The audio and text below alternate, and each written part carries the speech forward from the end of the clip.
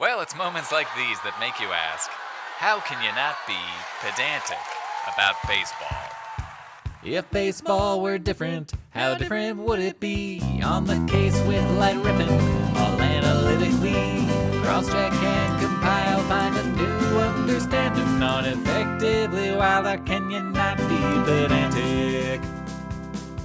Yes, when it comes to baseball, how can you not be pedantic? Hello and welcome to episode 2377 of Effectively Wild, a baseball podcast from FanGraphs, presented by our Patreon supporters. I am Ben Lindbergh of The Ringer, joined by Meg Rowley of FanGraphs. Hello, Meg. Hello. I am bursting with banter topics. Oh, boy. Can't wait to get to them.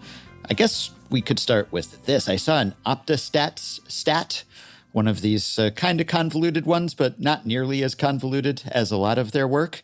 This one's actually, I say that's not derogatory. That's complimentary.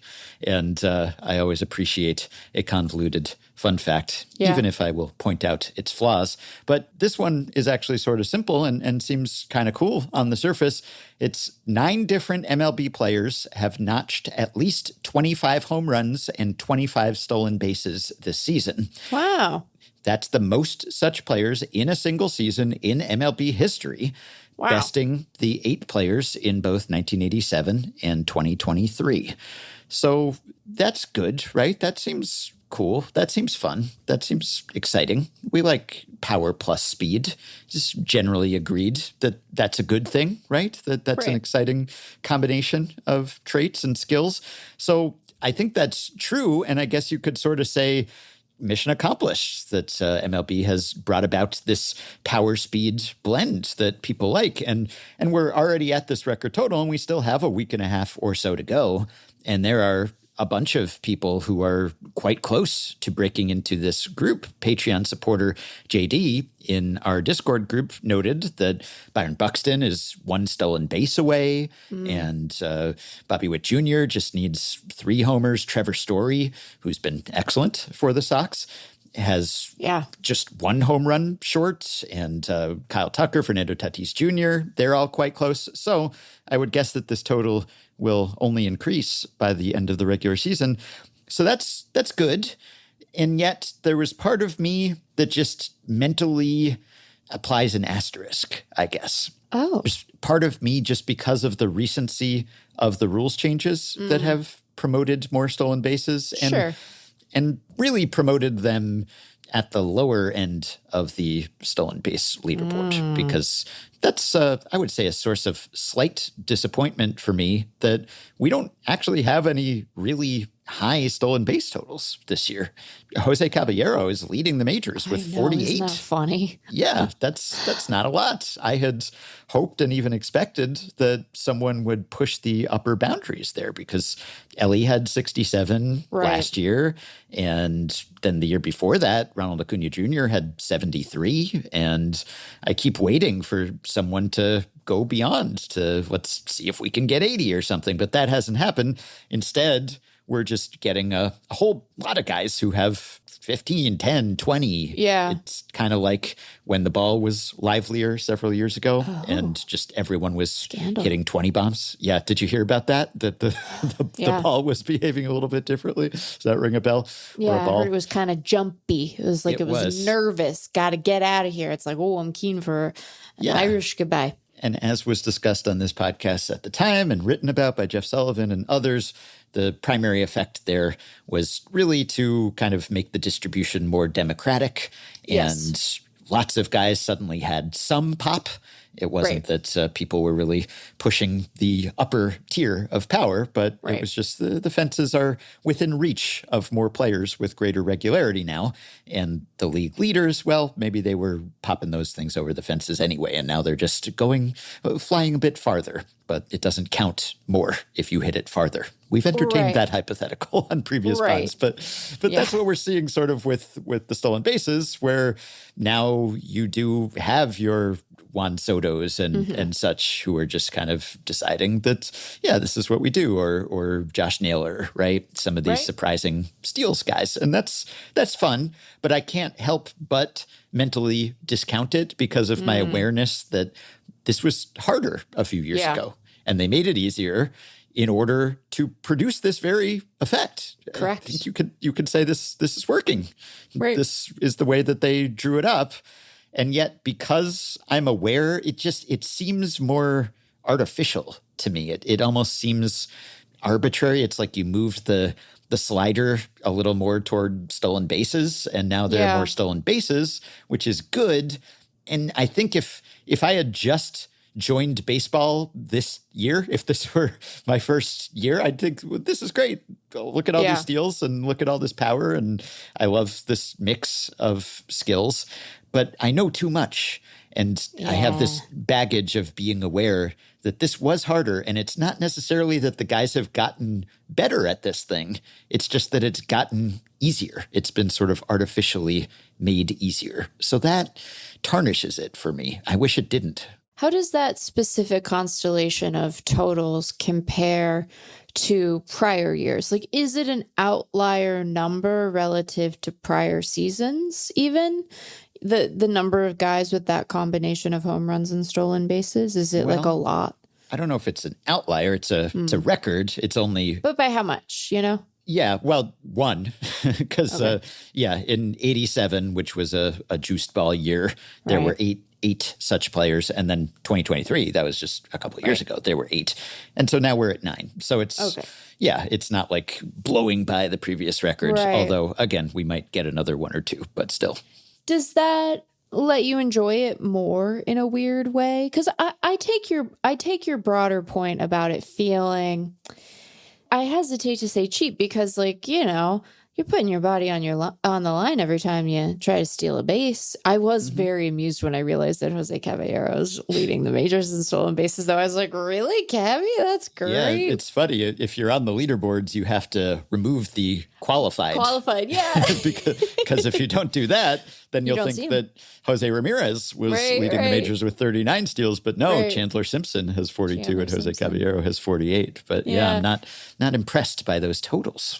Right. And so on the one hand, sure, Ben, sure. But also, you know, it's only by a little bit. So it's like a modest record, you know, and does the modesty of the record make it feel less of an affront to the sanctity of it, you know? Does that make sense, my question? Like, it's like, oh yeah, but only by a little bit. And I take your point that the little bit might grow ever so slightly, but again, probably only when it's all said and done by a little bit. Yeah, it's not the sanctity of the sport that I'm concerned with so much. It's not like I think they're making a mockery of the game or something. Yeah. It's just how impressed am I by this record, by this collection of power speed players. Yeah. And I think if the previous record had been surpassed by more, that would assuage my concerns. Because now I'm just thinking, you so it's barely... actually worse this way. I think it's worse. Because, now maybe if a few more guys join the club by the end of the season, that will make it more impressive to me. But if it's that we just beat it by a hair, and we beat it by a hair because of this rule that was changed. Now, obviously, 2023, that was the rule had changed that season too. And then 87 was 80s. So in the 80s, you had more speed, but that was an outlier power year where it seems to have been a juiced rabbit ball. And then that changed. And so, to produce a record of any kind, it's usually going to take some confluence of circumstances, some sort of, circumstances, conditions have to be conducive to that. I get that.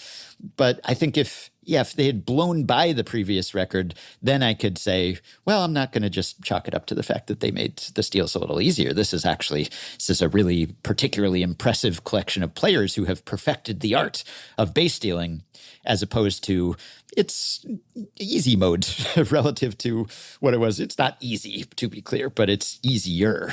And that does sort of cheapen it for me, while also acknowledging that that's just because I've been watching baseball for a long time and I'm aware of those changes. And that shouldn't have stayed MLB's hand necessarily. I think it's still maybe better because you want to attract new people to the sport. And those new people aren't going to be burdened by, just a few years ago they tweaked the setting and that's why this is different. They'll just say, hey, look at all this power and the speed. And that's good, because like we all come to baseball at different times and in different ways. And the game that we grew up with is often what we tend to think of as the default, consciously or unconsciously. That's like the baseline that we compare everything else to. So they should make changes with the future fans in mind. So I'm all for that. It's holding me back a bit personally from really celebrating this. And like, remind me though, what is the list of players who are 8 guys?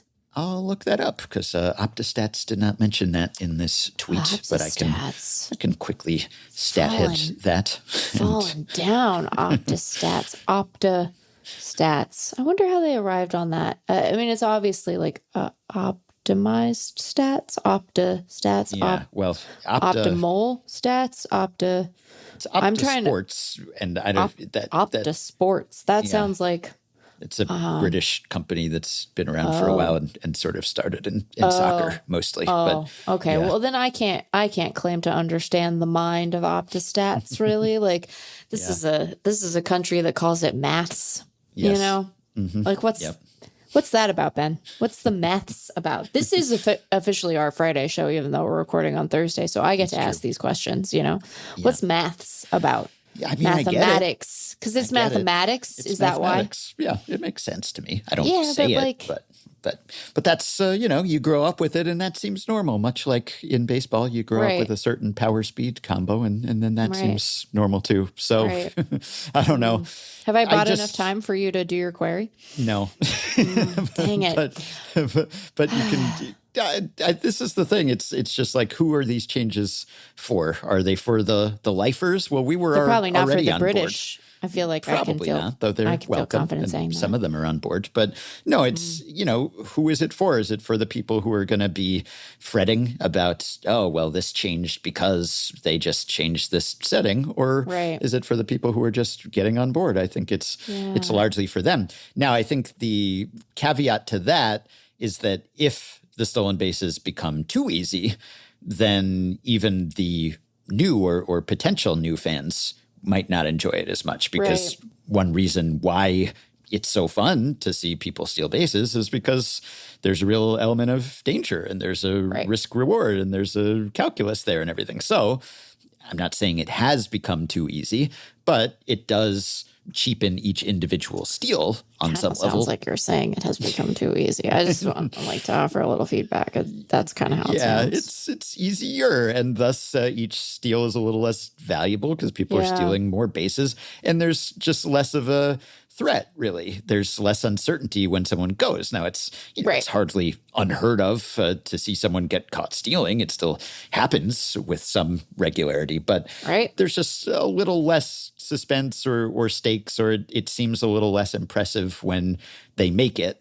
And I'm not saying it's gone too far, but... You kind of sound like you think it's gone too far. There's some proportionate decrease in how thrilling it is to see a combination of power and speed when it's just easier to combine those skills. Sure. I think that's fair. I guess what I would say is like what you're really asking, Ben, and this is a very deep philosophical question, one that would fill a graduate seminar and certainly a StatCast query, is like, when does history begin? When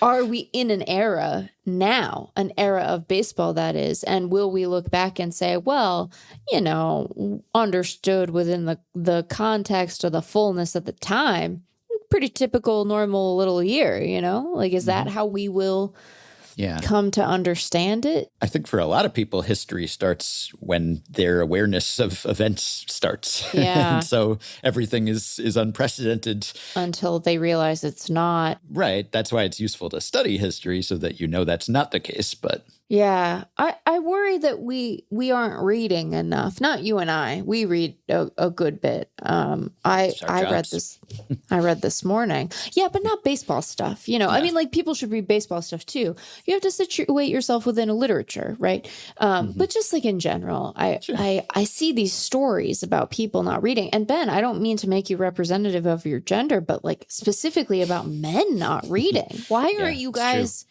reading? Is it because you're gambling all the time? Is this surely I bought enough time for the frickin' StatHead query to be done by now, right? Yes. Actually, I ended up using the FanGraphs leaderboards. How about that? Terrific. But, yeah, so here are our 9 members of the 25-25 club so far. Corbin Carroll, Jose Ramirez, Juan Soto, Julio Rodríguez, Francisco Lindor, Pete Crow Armstrong, Jazz Chisholm Jr., Zach Neto, and Randy Arozarena. Okay, so what are you complaining about? That's a great list of players. There's like diversity. These are fun players. Yeah, fun players. And like all of those guys in much the same way. Here, I'm going to try to offer you another new perspective on this. I think that you should lean into enjoying it, actually, because I take your broader point, right, about how maybe we've made it a little too easy. Maybe there will need to be a course correction. Maybe I will be afforded another opportunity to go to Salt River Field, see a demonstration of a new base, stand there, take a picture of the guys taking a picture of the base. Talk about meta, right? Mm-hmm. That was so satisfying. Also, Passan wasn't in a suit. It was shocking. You know, he came. Yeah, I know. I didn't know he'd ever been out of one. I made fun of him for it and then immediately realized that at that juncture, and I count Jeff as a friend, but at that juncture, I was not yet a good enough friend to give him the business about it. And then I felt self-conscious about it for like 6 months, but that's neither here nor there. You're right. Maybe we will need additional course correction, or we will just need to think about this, as I was sort of jokingly saying, but did mean it, as like, this is a particular era of baseball. We have a certain understanding of what offense, broadly understood, looked like in this era, including stolen bases. But I'll say this. When I think about the big home run years, the juiced ball years, the I got to get out of this party quick ball years, right? That's really the personality of the ball in those years. Like, oh, I feel jumpy, gotta go. Mm-hmm. When someone like Aaron Judge hits a lot of home runs in that year, it doesn't feel like I need to discount his total all that much. Like, sure, maybe he had a couple, you know, or a guy like him, a big slugger. Maybe a big slugger has a couple in a season like that, because even big sluggers hit cheapies every now and again, right? Mm-hmm. And so maybe they have a couple of cheapies that clear the wall, but really, you're a slugger. You don't need help. You're going to clear the wall with room to spare most of the time anyway when you hit a home run. This isn't like an artifact of the fact that the ball is different. It's mostly a testament to your power as a hitter. This is why, and I will make fun of Yankee Stadium as a little league park, and should the Mariners, who I will note fell out of first place since we last recorded, and I blame you because I had to go. We don't know that the Etsy Witch listened to the end of the episode. We have no idea if they did that. And I'm using they because I'm still not totally convinced that it isn't just Eugenio Suarez. But we don't know that they listened to the end. And so they are sitting there going, look at these confident people. No, Ben, they don't know I'm still nervous. And so they had them lose yesterday, although the Mariners won today. So they're and at least it wasn't Suarez's fault. He went 4 for 4 with a homer after I noted that he had not been hitting very well. Eugenio. Yeah. Mm-hmm. Look, the vibes are good. They're going to manifest into good production at some point. I feel like that's how manifestation works. I don't know, but that's what I am given to understand. So anyway, all of that nonsense to say, sure, you could look at this and feel like it is cheapened in some way, made too easy, what have you. But think about the list of players that you just named, right? Mm-hmm. These are stolen base boys, a lot of them. They are boys who like to zoom. They're boys who like to hit the big home run. This is a good list of guys, and you can just feel good about that good list of guys, perhaps emboldened, right? Perhaps they are now newly emboldened home run and stolen base boys, but they were stolen base boys the whole time. You don't have to worry about it. Lean into it. It's so great. Julio, Corbin Carroll doesn't need any help to steal a base. That guy. And you can say he's not the only one, but he is the one I see in person the most often just by virtue of living in Arizona. You watch the guy run and you're just like, it is shocking that a human being is that fast. It is fantastic, you know? And I bring up Carroll specifically because he is, to me, the analog to like Judge in 2019. Yes. Are there a couple maybe stolen bases that we can directly attribute to the change in the rules benefiting a good and fast base runner like Corbin Carroll? Sure. But that guy's going to just, if he's healthy and he's on base, he's going to zoom. He's a zoom guy, you know? Yes. Is he technically a zoomer? Corbin Carroll? Maybe. I don't look at most of these guys and say they don't have speed, they don't have wheels, they couldn't steal more bases if they wanted to, even if the rules were harsher on base stealers. But most of them are not far above 25, which is the threshold for this stat. And so if you made it just slightly harder and decrease the incentive to go, then some of them probably wouldn't quite have gotten there. And so we wouldn't have this fun fact. It's really just at the margins makes a big difference. And then there's Juan Soto, who is not one of those zoomers and burners. And I'm still delighted by the fact that Juan Soto has stolen 32 bases and counting to go with his 41 home runs. Yeah. But also, I can't imagine him having done that in the previous rule set. So that is one case, at least, where I look at that and say, okay, this maybe is a product of that. But I would kind of discount in a historic accomplishment, as we decided last time. I'm not going to hold you to your prior answer. No, I still believe that. But I would discount it if it's in an outlier season. And one of the reasons I thought Judge's 62 homer season was so impressive was that it was post-peak home run rate. Still pretty high, historically speaking. But look, as I said, a lot of records get set in years when it's easier to set records. So there's nothing that unusual about that. But really, I think my takeaway from this is that this is good. This is fine. And this is just a me hang up. And I don't think that this change was made for me. I mean, I'm fine with the change. I mostly approve of it. But I was watching baseball anyway, and I would have been watching baseball anyway. This was to bring back speed to pair it with the power. And that has happened successfully. Yeah. And I don't think that fans who have come on board since that change, this will just be base stealing. This is how hard it is to steal a base. This is what pitchers... This is what they know. Yeah, this is what pitchers are allowed to do to hold runners on base and how many times they're allowed to throw over there. And there were changes made before I was directly aware of baseball that I don't really think about. When I'm thinking, oh, this is easier than it was, well, sure, maybe the baseball I was watching, things were easier than they were, certainly, right? So we all come to it at different times, and it's just, oh, that's baseball when we learn it, right? And you develop some historical perspective, at least a lot of fans do. But I think in the interest of attracting new eyeballs and making that interest sticky, then this was good. And others will not be burdened by this same just, slight thought tickling at the back of my consciousness. Well, yes, this is why this is happening, or this is at least a big part of the reason. But it's not even just on an individual level. These have been the power speediest seasons that we've ever seen in MLB because there is the Bill James stat, the power speed number, which is just the harmonic mean of the two totals. And Shohei Ohtani last year in his 50-50 season had the highest individual power speed number in history. And we had the same conversation about Ohtani. I remember saying the same thing then, that I was kind of conscious of, wow, this is really cool. But also he probably wouldn't have done this in the conditions of a few years prior. It just became possible for him to do this.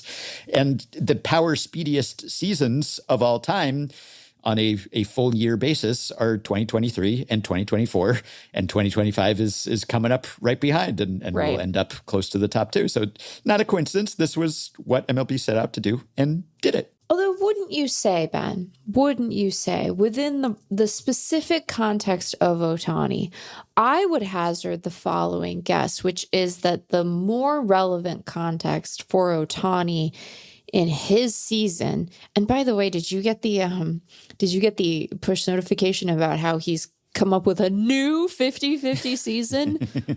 No. Relax. What are the stats that we're talking about? Home runs and strikeouts. Okay, come on. Thank you. Wait, pitching strikeouts? Yeah. Oh, I see. So he didn't have 50 homers in his previous 50. Okay. Well, Yeah. fine. I turn off all push notifications for reasons like this. It feels like you gotta want it, put it that way, right? You gotta be looking for the fact that you are not persuaded by this makes me want to take back any light slander I was doing of your reputation in the episode where you're like, let's check in on how Ohtani's doing as a two-way guy, because you just demonstrated a profound amount of conviction, principle, you know? Yeah, I've been exposed to so many Ohtani stats in that genre. Dude, I was just like, relax. Whoever is on the push notifications tonight, please chill. Please chill out. What was I going to say about Ohtani? Oh, I think the more relevant context for him in that year was, well, sure, like there's the stolen base environment operating in the background, certainly. But I would hazard to say that the more relevant context for him in that year was the fact that he was like, I'm not pitching. So let's run. I'm like, I'm going to run. Yep. I did want to ask you about Julio, who, as we noted last time, has been fantastic. He's been on a heater. He's been one of the best players in baseball for a while now. Didn't start the season that way. No. And that is nothing new for Julio. I know. This is just another example of the phenomenon of second half Julio. And yes, I am going to say half in this case because I'm going to be citing some splits, and that's how Baseball Reference and other sites do it. So this is his fourth season in the majors, and it's his fourth season in which he has had a major split from first half to second half, pre-All-Star break to post-All-Star break in terms of his overall offensive production. This is a known thing about him. This was something people were picking up on, I don't know what, as soon as his second season probably. Yeah. And it was cemented last season, and then even more, whatever's harder than cement this season. And it's striking in its similarity. It's not like he has a big overall split, but there's some deviations from year to year. No, it's year in and year out. So the overall OPS split is about 180 points. That's pretty significant. First half career, 737 OPS, second half, 909. And if you go year by year, it's the same sort of thing. 2022, his rookie year, 814 and 937. 2023, 721 and 941. Last year, 690 and 818. And this year, so far, 731 and 924. So every year, there's been a pretty significant split there. Is this at the point now where you have begun to buy it as some sort of inherent trait of Julio or true talent? Or would you even begin to consider, is there something that he or the Mariners should do differently to get him started earlier?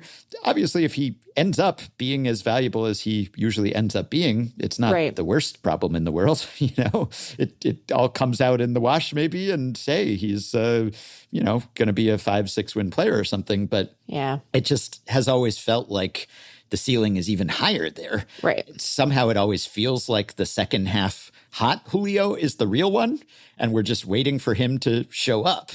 And if you could get him to show up from the start, well, then you'd have absolute superstar MVP on your hands. So is this worth, have we gotten to the point where it's worth trying to do something? I don't know what that something would be. I think so. Let's take those questions sort of in reverse order. I think it's definitely worth trying to do something.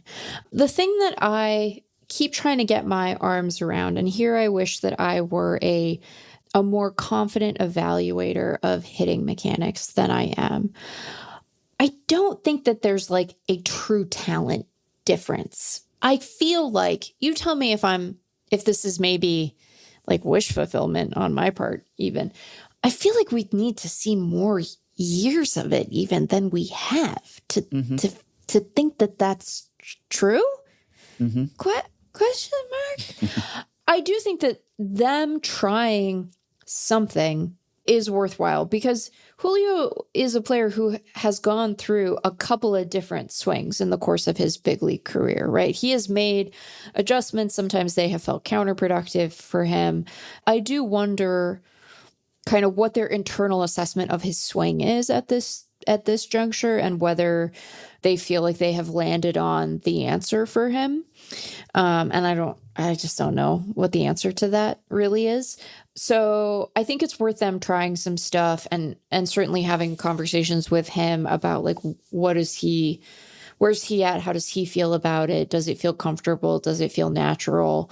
Because I am inclined to chalk up the specific blocks of bad production, or at least underwhelming production relative to good production, as sort of random. And there's a version of Julio where like they're just sequenced a little differently, and he has the exact same kind of season, but it feels more consistent because he's like alternating good and bad stretches with less time in between, right? Mm-hmm. So, but I don't know quite what the answer is on that. And I feel like he's still a young enough guy that he might be open to additional tinkering. And he's been open to tinkering in the course of his career, both at the plate and then just like as an athlete, right? Like the man gave up chocolate, for Christ's sake, so that he could like play a better center field. Did he actually need to give up chocolate to do that? I couldn't tell you. Seems like a sort of pat answer, but one indicative of like the commitment to playing a really good center field.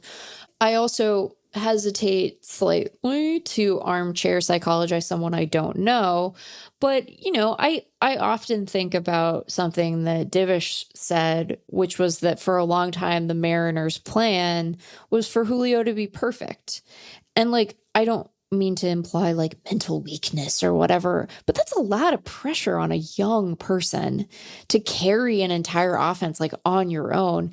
Even the best hitters can't do that, right? And so I do wonder if they have just like a more complete lineup, if they go deeper, if some of this stuff kind of takes care of itself, because the pressure on him to be like the best guy isn't quite there. He still needs to be very good. And the version of the Mariners with him playing at sort of an MVP caliber level over the course of an entire season, like that's maybe a different thing than we've seen in his tenure with the club in terms of how we think about their offense and how deep we see their lineup going. But I have always hesitated to lay blame for the Mariners' fortunes at Julio's feet. One, because he's a terrific player. Even when things aren't going great for him at the plate, he is still a very good center fielder. And so, as we've discussed before, like his floor is just pretty high as a result of playing a good center field.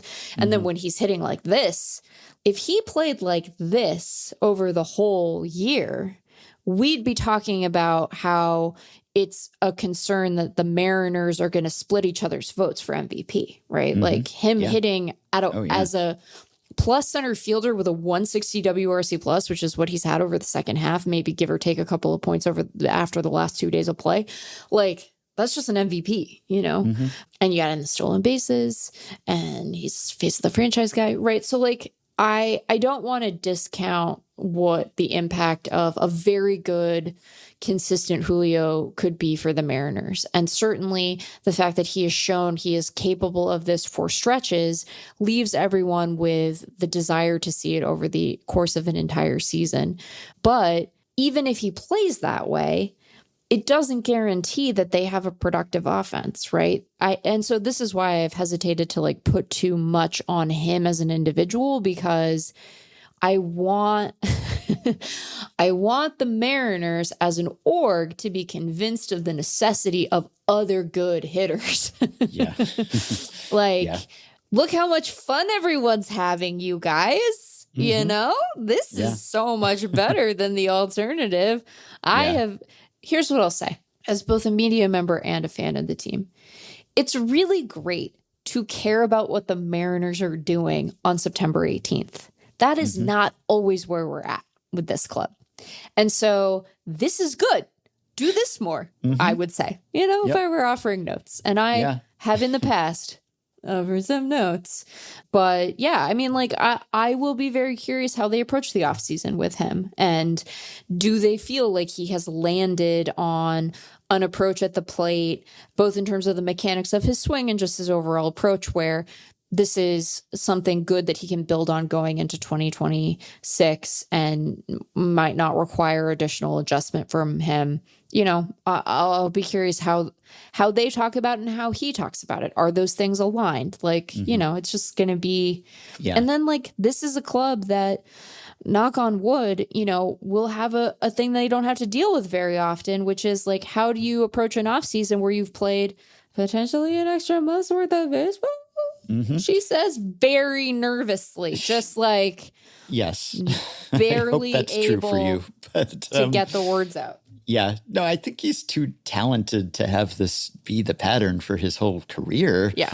It's just so tantalizing because no point really do I ever look at what he does late in seasons and say, oh, he's playing over his head. I'm just saying, yeah, where was this guy? We've been waiting for this good Julio to show up, but this is the real Julio. That slow starting Julio, that's not the real one. So won't the real Julio just show up a little earlier in the season?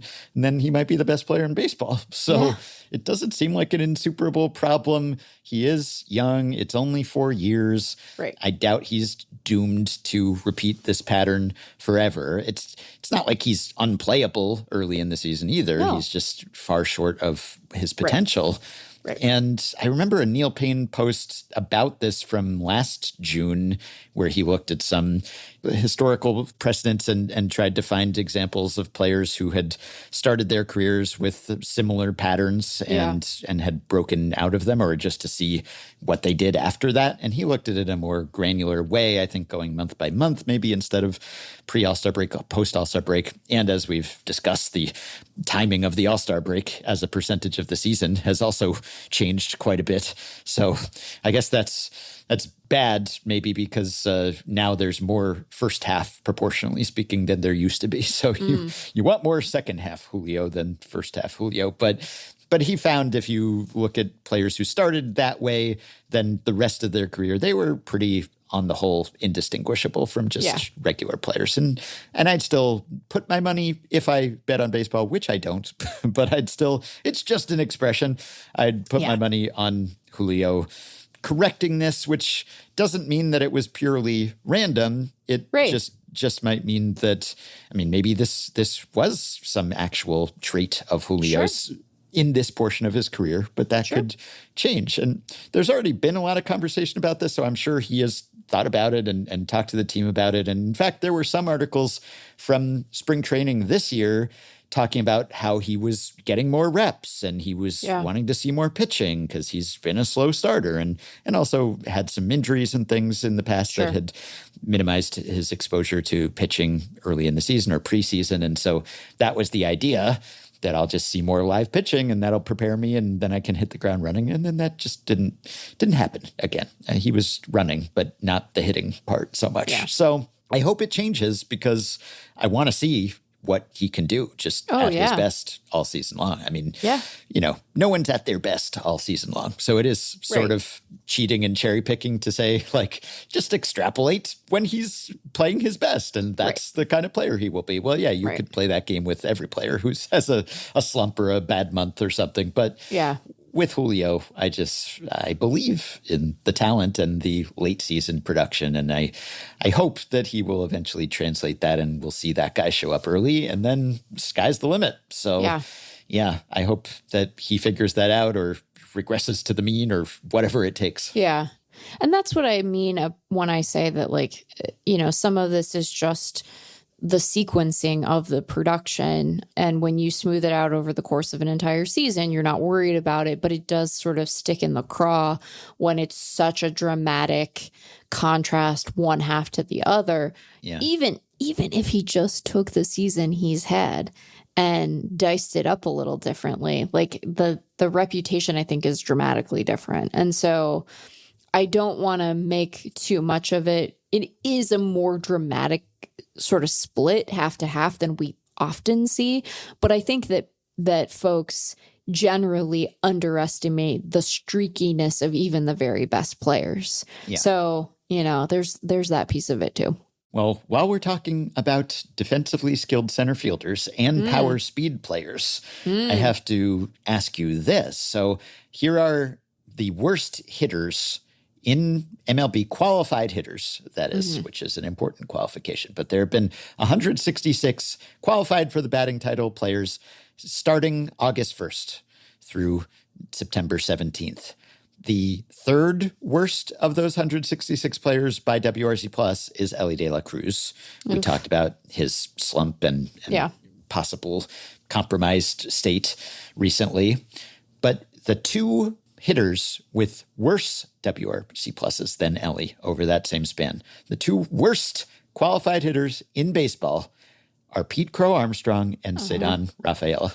Yeah. Isn't that wild? Isn't that incredible? Wild. That's funny. I mean, they probably don't find it funny, but no, it's definitely not. But it's amazing how they've paralleled each other this season. And for a while they were soaring, and PCA was making a real run at the NL MVP award. And then Rafaela was flourishing too and unlocking his power.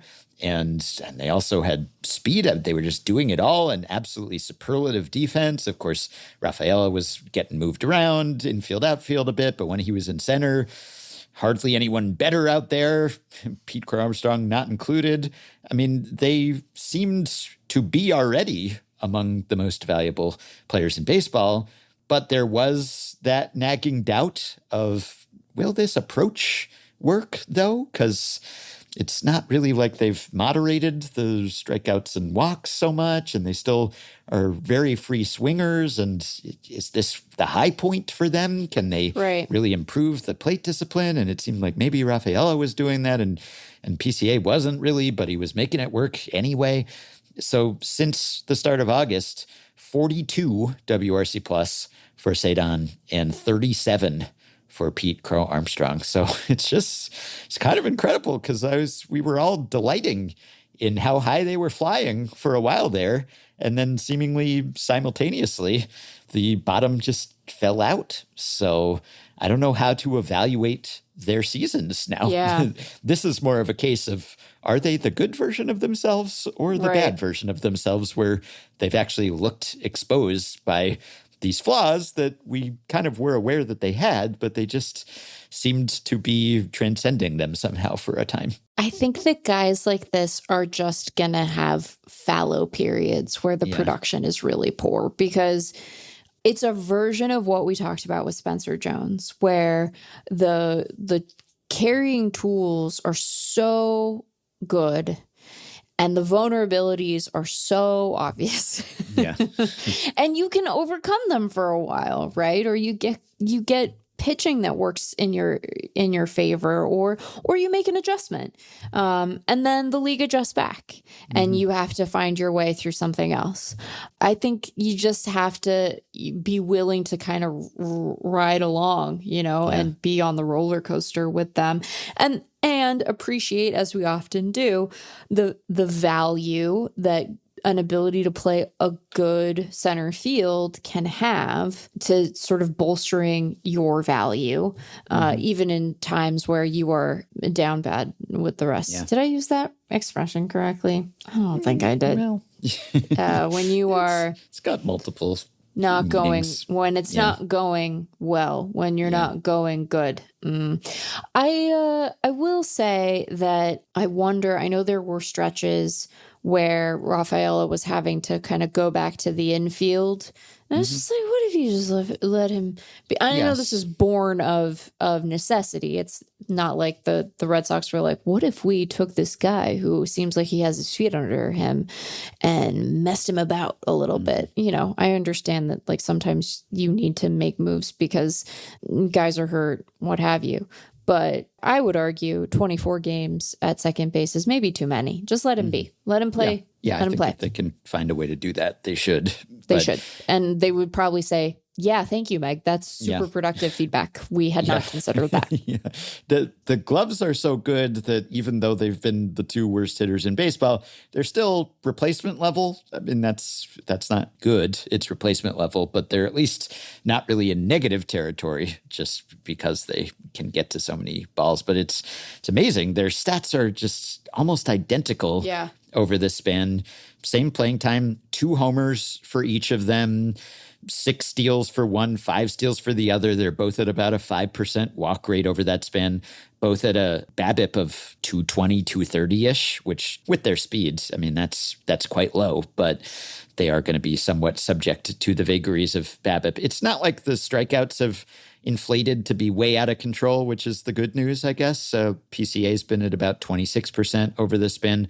Rafael is at 23.3%. So that's, not much above league average. Like, yeah, they're not Spencer Jones whiffing or James Wood, as we talked about last time. So the BABIP luck will improve. Gosh, it's like exactly the same isolated power, 90-ish. Yeah, they've just been in lockstep. It's really kind of amazing. But yeah, they've shown the highs and the lows. And I guess if the highs are like one of the very best players in baseball and the low is replacement level and you get more of the high than the low, then you take that. That's a valuable player. But I don't know.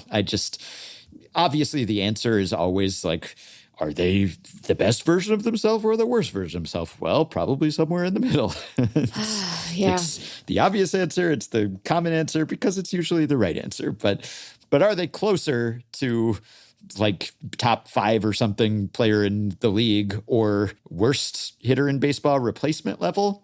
I'd like to think closer to the former than just in the middle. Even in the middle might be an average-ish player, but I guess that's the question. Will they just refine the rough edges and manage to play like they were playing there for an extended stretch without this extended stretch of slumping? And I hope so. And PCA's still just 23. Rafael is 25. And maybe if they do settle him in center field, then that will help. So I still have high hopes. But man, it really did just kind of collapse all of a sudden there, which it stinks because, it was fun to talk about PCA as an MVP candidate, as improbable as that seemed. Sure. I mean, yeah. And here's the thing. We'll get another chance probably. I hope so. I mean, maybe. Yeah, I mean, even when he was at his peak this season, there were people saying, this might be a career year. Like, this might be the best, and if you're an MVP in your career year, well, that's pretty good. That's right. Most people's career years are not MVP caliber, but yeah, he hasn't quite put together the full season of MVP caliber play. But maybe you will. Maybe he will. Let's hope. Well, they are early in their careers, and we have had it confirmed today, Thursday, as we were about to record, that Clayton Kershaw is approaching the end, that he is officially in the twilight. Perhaps it's past twilight. He will be retiring at the end of the season, barring some abrupt change of heart, I guess, which is not out of the question. But, he's been pitching quite well of late, too. We talked about Kershaw, Scherzer, Verlander when they were at their low, and then we noted that they've actually been quite a bit better of late. And Kershaw's been part of that too. I think you had speculated that maybe he had made this clear because he was the commissioner's honorary all-star this year, right? And we were puzzling out why Kershaw and not Verlander and Scherzer. And maybe it was because he had signaled that this would be the end to someone, or that people were picking up on that potentially. So, I have more mixed feelings, I guess, post Pride Night message. Yeah. I'm a little less unreserved in my enjoyment or appreciation of him on a purely personal level. But I have enjoyed the heck out of his career. He's like a little harder to root for as a personality, perhaps in the wake of that. But as a pitcher, as a player, he's been just a ton of fun to watch and to cover. And it's certainly kind of a end of an era sort of situation. And, I'm glad that he's going out actually pitching pretty effectively. Yeah. And, we'll get another crack at conquering his postseason demons. So I guess we'll see if he can go out on top where those things are concerned. But yeah, it's definitely a changing of the guard happening with the top pitchers. And, maybe Verlander and Scherzer will hang on. And Verlander has really righted the ship lately. Yeah. And I'm glad that they're not all just like completely running on fumes as we approach the end of this season.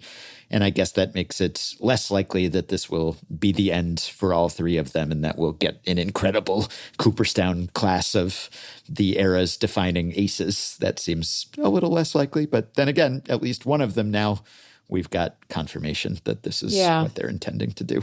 I have two thoughts about this. One is very straightforward, and the other is going to require me to thread a little needle. Mm-hmm. Okay, so we're gonna do the straightforward one, and then we're gonna try the second, and you tell me. Yeah. The first thought I had is really a question, which is I wonder if the success that he is having lately actually maybe made the decision to retire clearer for him.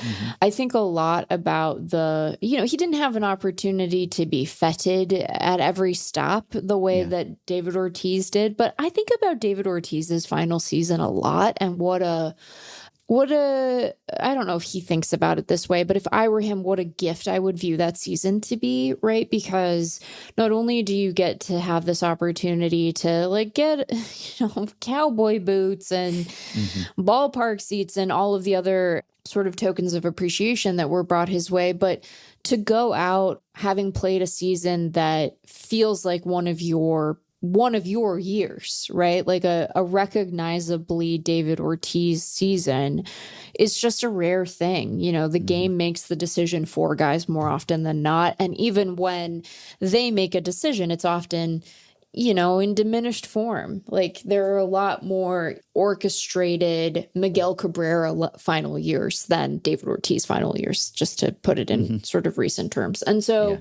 I wonder if the potential to feel not only that you've had a good year, but because you've had a good year to have resolve. I got to say goodbye to the game when I was recognizably myself within its context. Feels like a great gift, and one that I think most guys don't get. They don't have the opportunity to sort of make that choice for themselves. So just in recognition of the career he's had, I'm glad that he gets to have that. I saw the announcement. I haven't had time to fully think this thought through, so forgive me if I issue a correction later or at least a revision, but I felt a gratitude for the phenomena of the sports retirement when I saw that he was going to hang it up after this year, in part because let's see what raindrops I dance through. Clayton Kershaw is still alive, right? This is the end of a career, the passing of a torch, to your point, from one generation of pitcher to the next. Certainly a meaningful shift in the landscape of baseball, not just Dodger baseball, but baseball more generally. But I think that what the last couple of years we've had some very recent examples of this, obviously, but just in general, we don't have an easy time culturally grappling with the fullness of a person when they pass.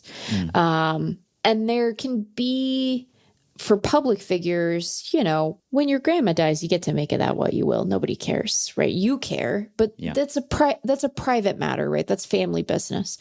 When public figures leave us, it can be kind of a fraught thing, regardless of the manner of their passing, but particularly when the passing itself is fraught. And I appreciate the ways in which it's uncomfortable, and legacies tend to not be uncontested, and they don't tend to be interpreted just one way depending on who's engaging with them. But I think that we really benefit culturally from doing our level best to engage with people as they are in their totality.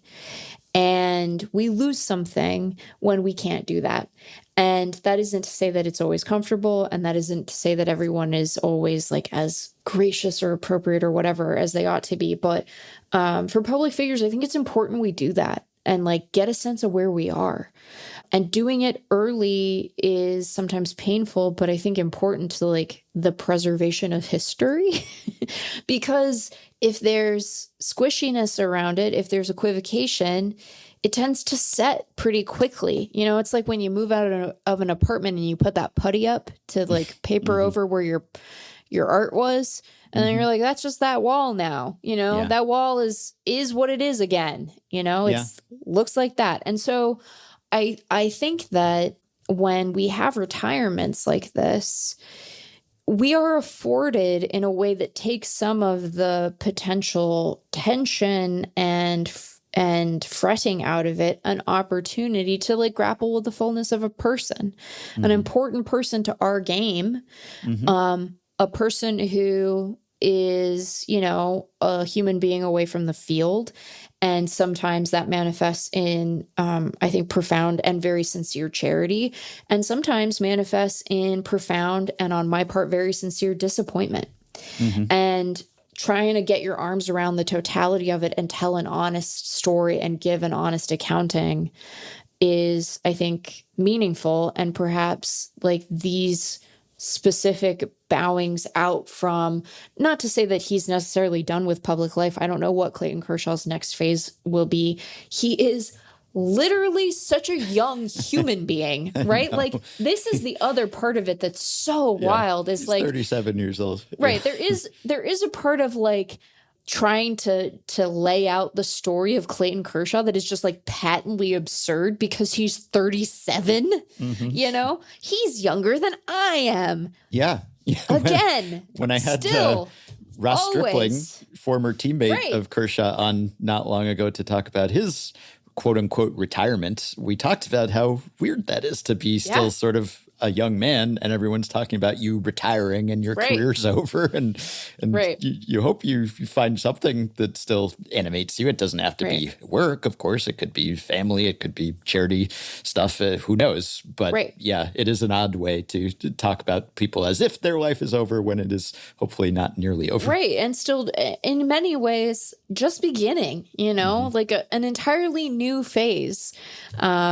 And who knows, maybe Clayton Kershaw will retire and then he'll decide he wants to coach. Maybe we'll get another congressional campaign announcement. Who knows? We don't know. He might just retire into private life and spend time with his family. I don't know. I doubt he knows, right? Retiring at 37 is... I have a couple of friends who have had the opportunity to retire very young because of like successful business ventures. And it has seemed, at least in the beginning, profoundly destabilizing because you have to find a whole new path. You have to, knit together an old understanding of yourself with an entirely new one that you don't know yet. And especially if you're an athlete, you can't escape the shadow of your former success and fame. So he was drafted out of high school. Like when was the last he hardly knows anything else. Day that this man did not think about the game of baseball. I would venture to say there probably hasn't been one since before he can remember.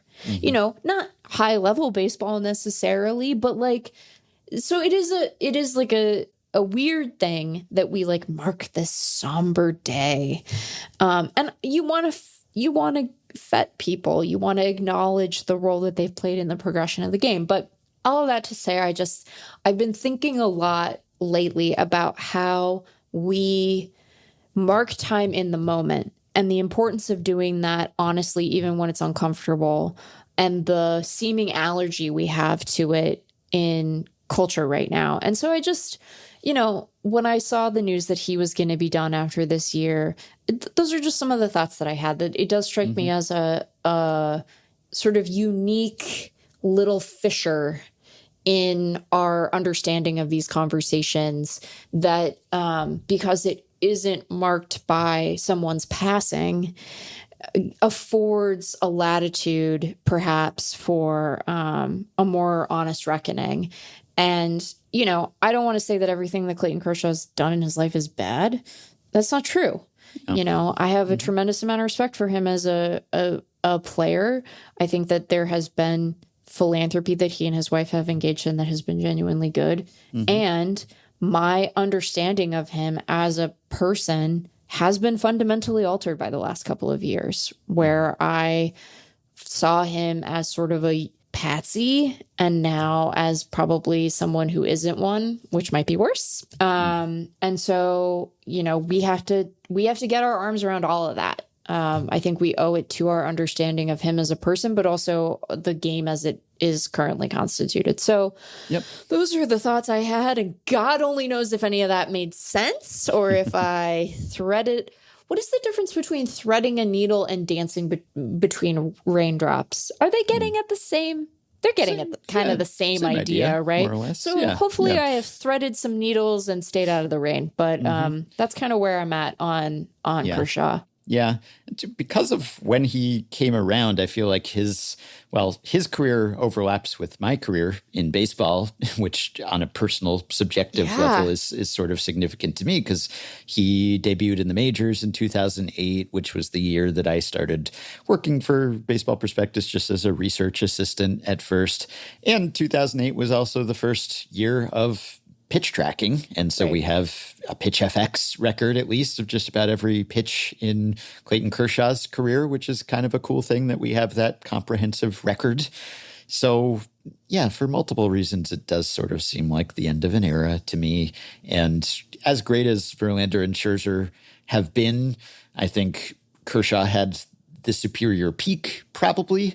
And so he does sort of stand out to me even more in terms of excellence than those guys. I don't know if that's entirely fair on a career level. I think absolutely a debate and a conversation and comparable. But Kershaw at his peak, it wasn't quite peak Pedro, but it was the next best thing, at least in recent times. And the thing that always stands out to me is that even when he was post-peak Kershaw, and clearly post-peak Kershaw, and often on and off the injured list and not throwing nearly as hard and just sort of spamming sliders and trying to make the best of it, still really good, you know?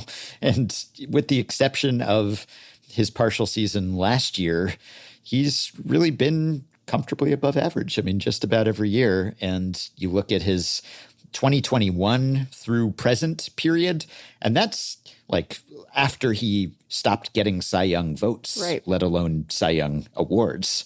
So this is like, you know, Clayton Kershaw is washed now. This is like old man Clayton Kershaw.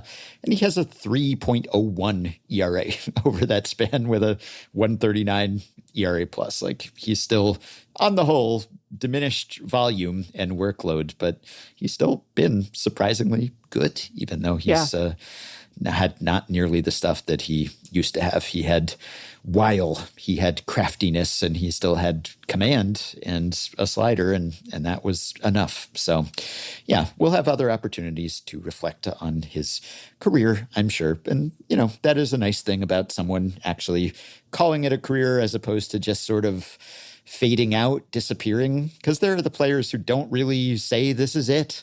And then we're not sure. Their career is just sort of in this nether realm where we think it's probably over, but not necessarily. And maybe they keep coming back forever, like Rich Hill or Dallas Keuchel or someone, or maybe like a Zach Greinke, for instance. They just sort of fade away, and you think, is Zach Greinke retired? Yeah, I guess so at this point. But, you know, sometimes you don't get the official retirement announcement until it's been like several years. And by that point, we're thinking, yeah, we were aware that you were retired, even though you didn't say so like officially. Anthony Rizzo. Yeah, right. Like Anthony Rizzo officially retired, and we had not gotten official confirmation of that prior to last week. But I was like, well, yeah, right? I mean, yeah, surely. I mean, he played as recently as last season, so it was possible, of course. But yeah, there's some guys who announced their retirement like many years after they last played. It's like, yeah, we knew. Many years since the last time even that you thought of that guy sometimes, where you're like, oh, yeah. You're like Ben Kenobi, like, I haven't thought of that guy. And yeah. I think my favorite, Bernie Williams, that he was one of those guys where he kind of, you know, tiptoed around. That's am I fantastic. retired? Am I not retired? But you kind of get a sense that it's over at some point. And this podcast will be over at a point immediately after this last topic that I wanted to ask you about. So Jeff Passan reported something. I guess it's been reported elsewhere by now also. But there is this blackout period, essentially, over the offseason, a moratorium on scouting of amateur players by MLB personnel. And the idea here is to try to make pitching less of a year-round strain. Right. and to try to prohibit teams from actively scouting and seeking and obtaining information about amateur players so as to discourage those players from pitching year-round and from throwing hard year-round. Just give themselves a bit of a break. And this is coming on the heels of that MLB study, or maybe study is even inflating a bit. There's, research, fact-finding, trying to figure out why pitchers get hurt so often, and is it just velo or is it something else, and what can we do about it, if anything. And so this is officially termed the Amateur Recovery Period Policy. And basically, you're just prohibited from having any interaction with players. You can't scout them in any active way, which seems like a good thing, right? I guess it extends, so it covers high school juniors and seniors from October 15th to January 15th, and college players from November 15th to January 15th. So they're letting them get in for fall workouts for the college guys is basically what that difference means. Yeah. Yeah. Yeah. Because stuff is still happening now. Like there's the Perfect Game WWBA World Championship. Yeah. That's a high school event. That's a big one. So this is 2 days after that, basically, this moratorium will start. And to be clear, players are not prohibited from participating in events. So you can keep pitching if you want, but team personnel prohibited from engaging beyond meeting a player at home with his family. So teams can't solicit video or data. They can't send scouts to see these players. Right. So in principle, it seems like a good thing, I guess. It's, I'm on board with the idea of this year-round high-effort training. It's probably contributing, and, it's one of the factors that is leading to more and more injuries, and elbow injuries specifically. So I guess the question then is, will it work? And well, will it be sufficient? I don't know that anyone would even argue that, this will solve the problem. This policy will just be a panacea. Really, it shouldn't even be judged by that standard. It should just be, does this improve affairs? Is this progress? And I guess it meets that standard for me. It seems like the motivation is correct. The heart's in the right place for this. Oh, yeah. But do you think this will have an effect? Will it actually prohibit teams from doing this stuff that they're now not supposed to do, I guess, is one question. And then even if it does, will that have any tangible effect on pitchers' long-term outlook? I don't know if it'll have an effect on their long-term outlook. I don't know if Major League Baseball knows that. Yeah. I do think that getting young players off the treadmill of high-intensity training year-round is a worthy endeavor. And part of the incentive for participation in these showcases is to be seen by scouts. Mm-hmm. And so if you remove that piece, and I think removing the video and data component of it, and I'll be curious to see practically how that works, because it's still going to be collected. Yes. And so is the team's understanding that they will not be able to look at that data ever, or that it will be sort of held in abeyance until after the deadline, right? Yes. So there are some practical things to work out. I also, hope that they are mindful of when they scheduled their own breakout series, for instance, which is a really good scouting event that they have every year around MLK Day, that is aimed at bringing particularly players of color, players from economically disadvantaged backgrounds together in Arizona, free to the player to be scouted. We want to maintain that as a scouting event. I think that's an important event on MLB's calendar for increasing equity within the game. I'm sure that there will be a carve out for their own event. But, there's some practical pieces of this that need to be sorted out. And I am mindful of the fact that, if the perception of these guys is that they are, at least particularly for the high schoolers, less prepared for the draft as a result of playing less, that it might shunt them into college, which isn't going to be available for everyone. And so I am curious about some of the unintended or potentially intended consequences on the amateur market as it pertains to that.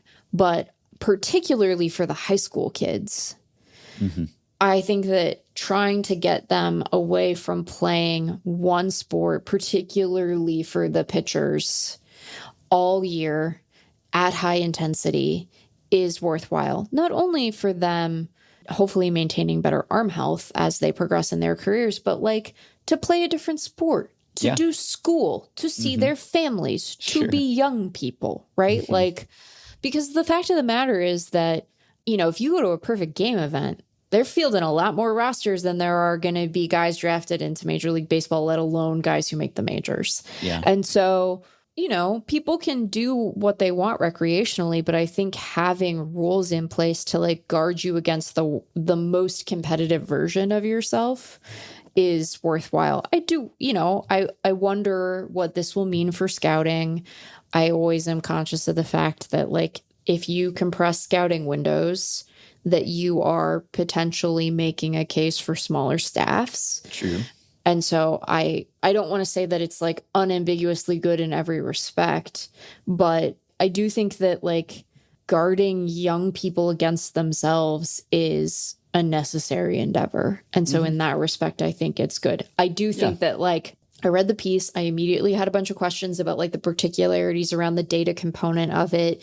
And I was like, you give teams rules and those teams are going to be like, where are the little cracks in these rules? Where are the little crevices that I can sneak a scout into? So, you know, we haven't heard the last of this, I would hazard to say. We've seen on the international market with amateurs that having rules has not precluded any kind of rule-breaking behavior. Yeah, and these aren't even like little nooks and crannies and crevices. It seems to me, yes, it's a worthwhile goal. Maybe even just if it's eyewash, even if it's just sending a signal that, hey, this is important and this is something we want to do.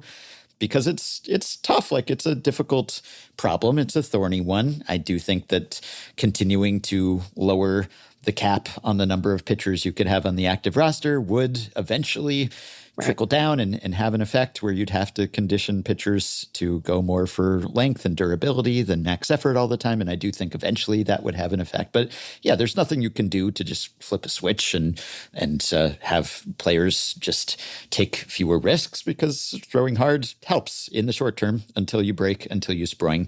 And it's definitely true that a lot of that damage is done before you get to the majors, before you even get to the pro ranks. And Passan's piece noted that there was a study published this summer in the American Journal of Sports Medicine that said that more than 80% of pitchers who participated in MLB's Combine a couple years ago, quote, had some abnormality within their ulnar collateral ligament, and 3/4 exhibited tearing within their shoulder, which is what people always say. If you just like MRI'd pitchers in a preventative way, they would all look like they were hurt. Right. This is why none of the draft guys submit to medical beforehand. Yeah. Like, right. Why There's would always you? going to be something. Yeah. And so if you can curb that early on, then that's great. But yes, there are those two questions that I have. The first one, the big one that you just mentioned, is just, it seems like they will just be able to look at this data a little later and look at this video a little later. Like, I don't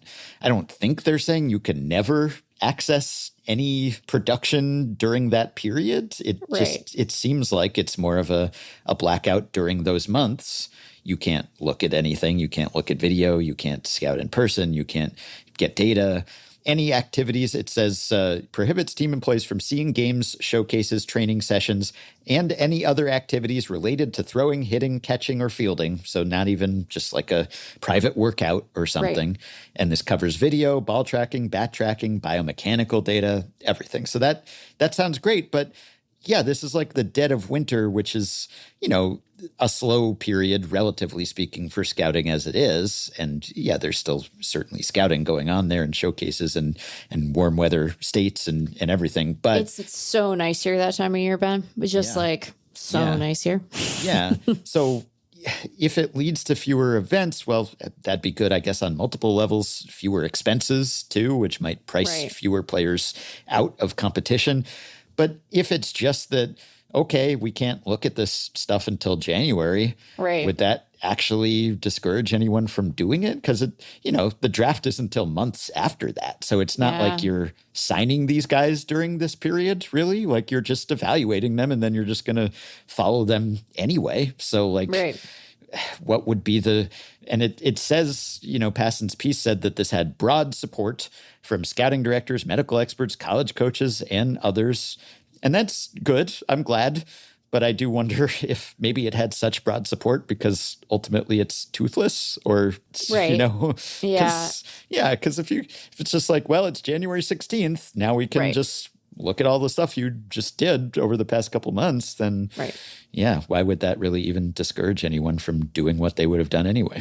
I do think that there is something to the idea of just having stretches where, because the data in video is meaningful, and the size of amateur staffs are, they're smaller than they used to be, although they're non-zero. But it is a part of the scouting world where the in-person look, I think, still has a relative primacy, at least compared to pro scouting. And so it's not nothing, but to your point, maybe it's not quite as much. I think an interesting data point in terms of how we should interpret how seriously to take this will be once we get, and maybe they've issued statements and I just haven't seen it yet, but I'm going to be fascinated to see what does Perfect Game say about this? Because if this works the way that the league is saying they envision it, this is like a direct, assault on their business model, which I have notes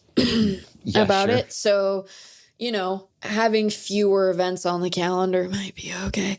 But I'll be curious to see sort of how much upset we can detect in their response, because if they seem pretty mellow about the whole thing, then it's not the only data point, but it might be a meaningful one through which to view this whole thing. So it doesn't seem like you could keep this performance secret forever.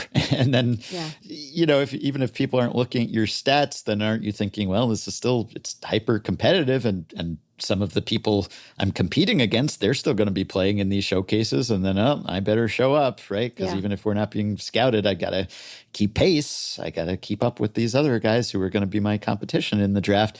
The other thing that this story mentions that makes me think, what will the actual effect of this be? So teams cannot solicit information from players, but it says, if players send an organization unsolicited video or data during the down period, the team is required to notify MLB within 24 hours. But I assume that they're still allowed to. I don't know. It could be. Yeah, that is not clear to me, but that could be clarified. Do they just have to notify and say, they sent us this data, what can we do? Or, will MLB come in and say, we're confiscating this data or something? That's, because, if it's the former, if it's well, we can't ask, but if they send us stuff, well, that's okay. Then, that could very easily turn into, it's just, nudge, nudge, wink, wink. Just, send us your stuff and we'll still look at it. I don't know the answer to that part. I am fascinated by that question.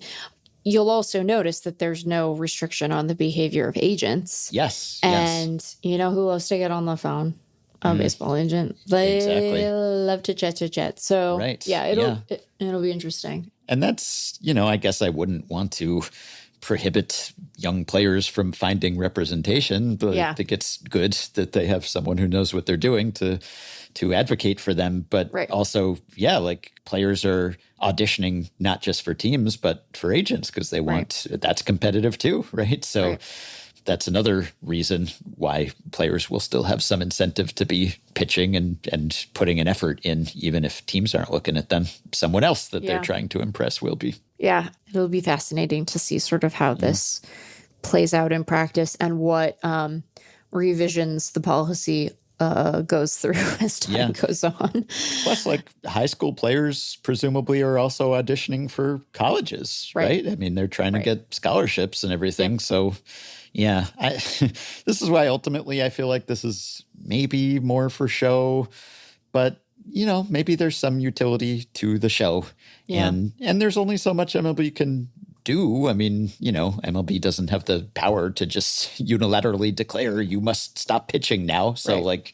it's not, you could even say it's not their responsibility. It's beyond their purview. Obviously it impacts Major League Baseball, but baseball is much bigger than Major League Baseball. So Yeah. I'm not saying that they should just be able to snap their fingers and dictate how players are used everywhere at all levels. So I hope it at least sends a signal that this is important and we should figure out other things that we can do. And even if it doesn't do that much, if it does anything, then it's worthwhile. I don't see a downside really. I could see a lack of upside potentially, but I don't see any harm in doing this. So might as well give it a shot.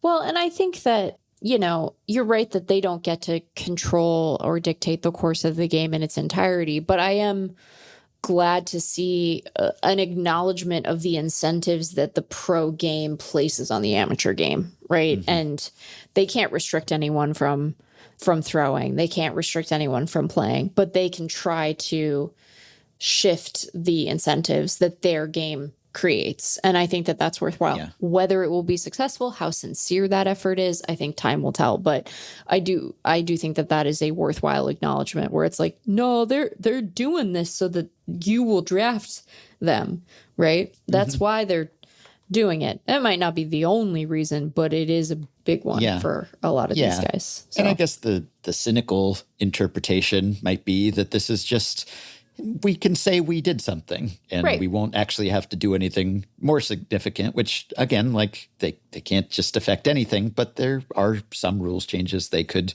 do, including the one that I just mentioned where they did put a cap on pitchers, but they haven't lowered it because teams don't want them to really. Right. They don't want to have their hands tied.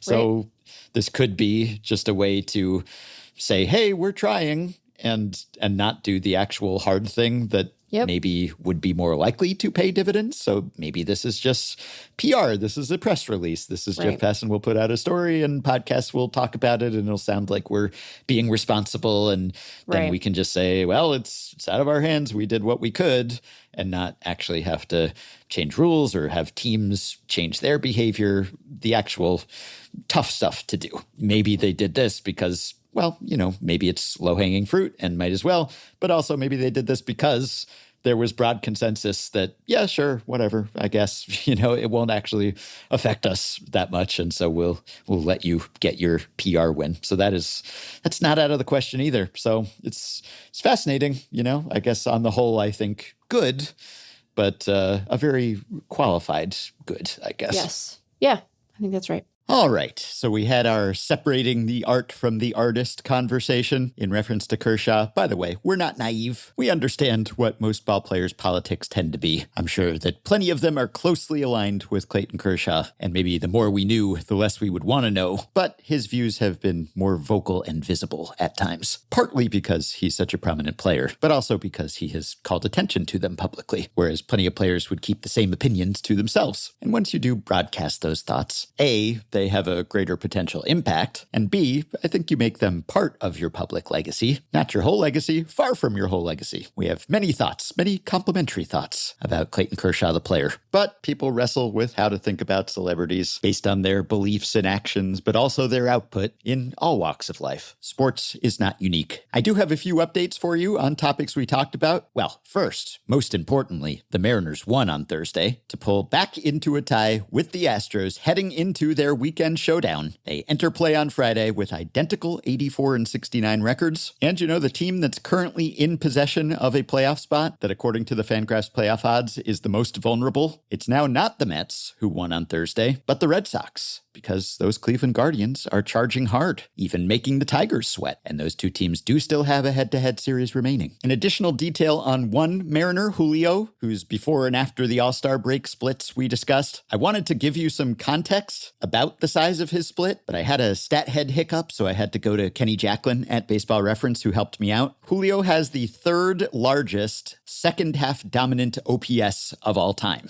By that I mean his quote-unquote second half OPS of 909 through Wednesday's games, divided by his overall career OPS of 801, is the third highest mark among all players with at least 900 plate appearances post-All-Star break in their career. Julio had 949 entering Thursday. So his second half OPS is 113.5% of his overall OPS. And among players who clear that playing time mark, only Jorge Soler and Chris Coghlan have had heavier late season leans. Rounding out the top 10, Michael Harris II, Ender Inciarte, Benny Tate, Stan Rojek, Dave McKay, Ike Davis, and Kyle Farmer. Most of those guys don't clear the playing time minimum by much, with the exception of Inciarte and the number one guy, Jorge Soler, who has 1,443 second half plate appearances with a 900 OPS compared to his 786 overall mark. So Julio, the third most second half heavy player of all time to date, but there's plenty of time for that to change, and I imagine he will fall down that list. Finally, we had some questions about the new amateur recovery period policy. Well, I now have answers to some of those questions, which I have relayed to Meg as well, and I'm amending my tone from mildly in favor to, I'd say, strongly in favor. Some of my doubts have been assuaged. So I read the story about this at Baseball America, which was written by J.J. Cooper, the editor-in-chief of Baseball America,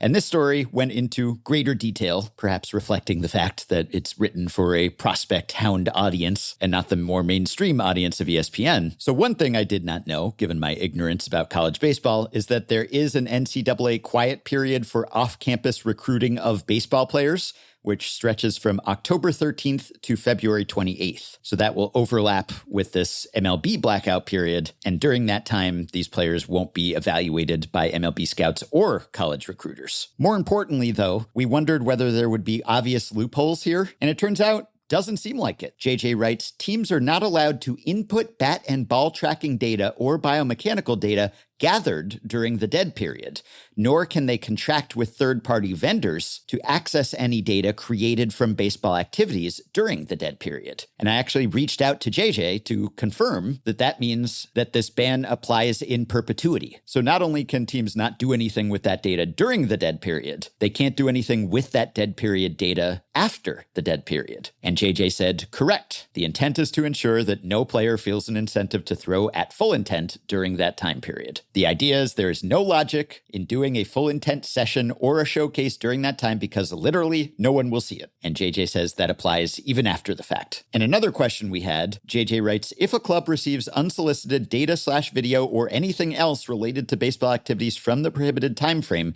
they are to report the receipt immediately to MLB. And I asked JJ, so does that mean that in addition to reporting it, they also can't keep it, which would render moot any, well, we didn't solicit the information, they just sent it to us of their own accord excuse. And JJ said, that's correct, as I understand it. So even if someone sends you some data out of the blue, you still can't use it during that dead period or any time after. So those actually do seem like pretty robust guardrails, I've got to say. Initially, I thought this seemed well-intentioned, but perhaps too easy to skirt. But now it sounds like, nope. They thought of those things. Now, we didn't talk about the penalties. JJ's story says violations could result in fines, suspensions, and placement on the MLB ineligible list, as well as potential draft or international bonus pool system penalties. And in a message to me, he said, the penalties listed for violations range up to banishment and draft pick penalties.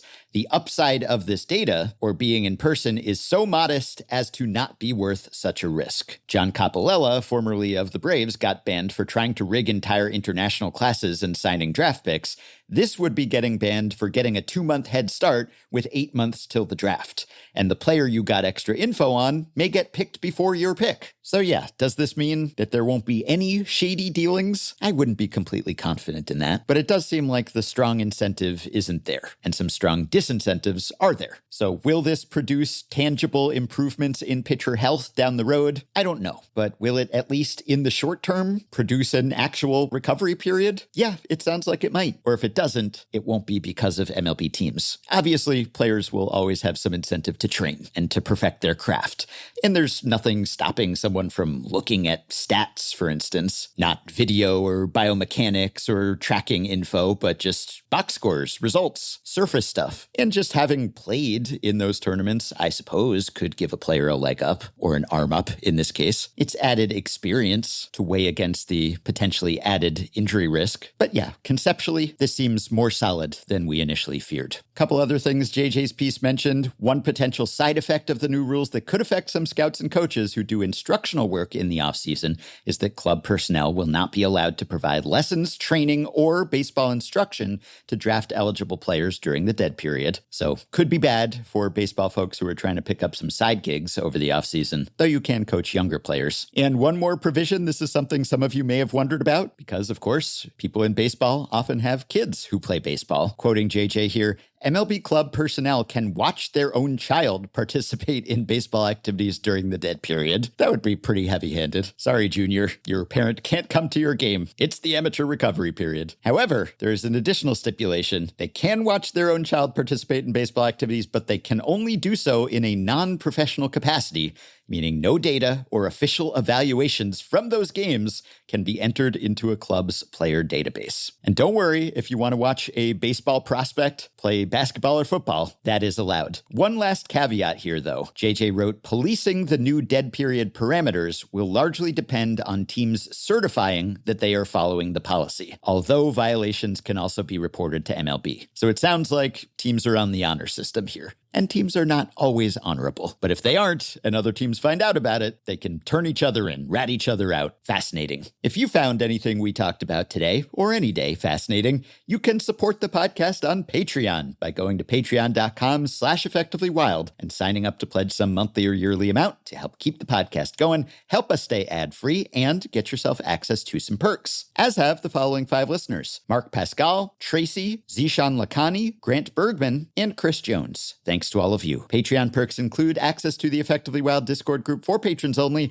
monthly bonus episodes, playoff live streams, prioritized email answers, potential podcast appearances, discounts on merch and ad-free FanGraphs memberships, and so much more. Check out all the offerings at patreon.com/effectivelywild. If you are a Patreon supporter, you can message us through the Patreon site. If not, you can contact us via email. Send your questions, comments, intro and outro themes to podcast@fangraphs.com. You can rate, review, and subscribe to Effectively Wild on Apple Podcasts, Spotify, YouTube Music, and other podcast platforms. You can join our Facebook group at facebook.com/group/effectivelywild. You can find the Effectively Wild subreddit at r/effectivelywild. And you can check the show notes at FanGraphs or the episode description in your podcast app for links to the stories and stats we cited today. Thanks to Shane McKeon for his editing and production assistance. That'll do it for today and for this week. We thank you as always for listening. We hope you have a wonderful weekend, and we will be back to talk to you next week. Take me to the diamond, lead me through the turnstile, shower me with data that I never thought to compile. Now I'm filling out my scorecard with a cracker-jacked up smile. Effectively wild.